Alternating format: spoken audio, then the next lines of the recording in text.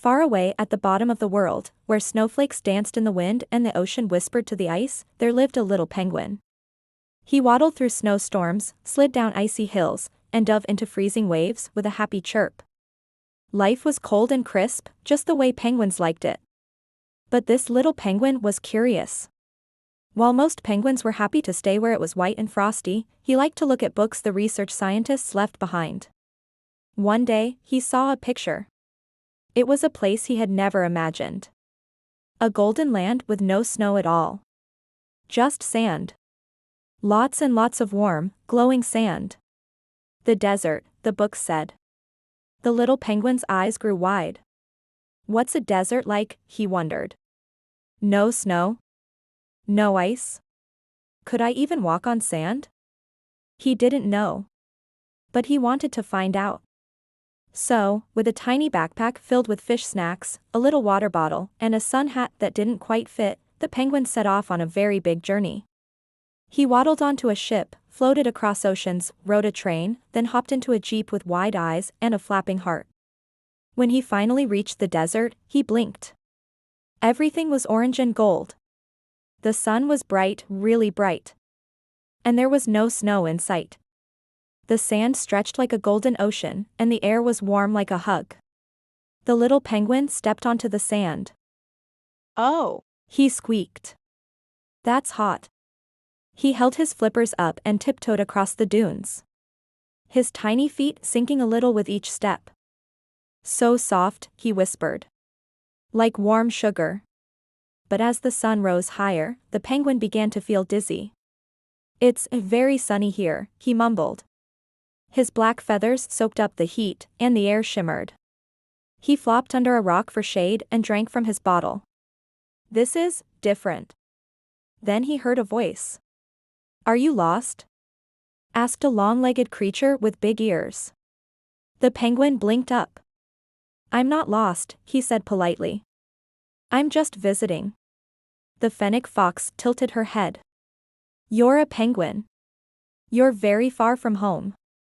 "I wanted to see the desert," said the penguin. "I read about it in a book." The fox smiled. "That's brave." The penguin sighed. "But I didn't know it would be this hot." The fox nodded. "It can be tricky for visitors. But maybe I can help." So the fox showed the penguin how to stay cool in burrows and walk on the shady side of the rocks. She even shared a prickly pear fruit that tasted funny but refreshing.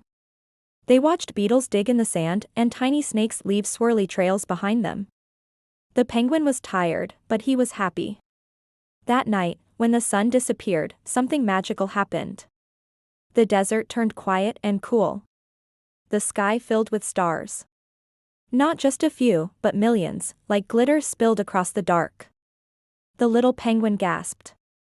"It's beautiful." The fox smiled. The desert hides its sparkle for those who stay long enough to see it. The penguin looked up and whispered, "I never thought I'd see something so bright without snow." The next morning, he waddled through the sand with a little more confidence. His steps weren't as wobbly, and his feathers didn't feel quite so heavy. He met a camel who gave him a ride across the dunes.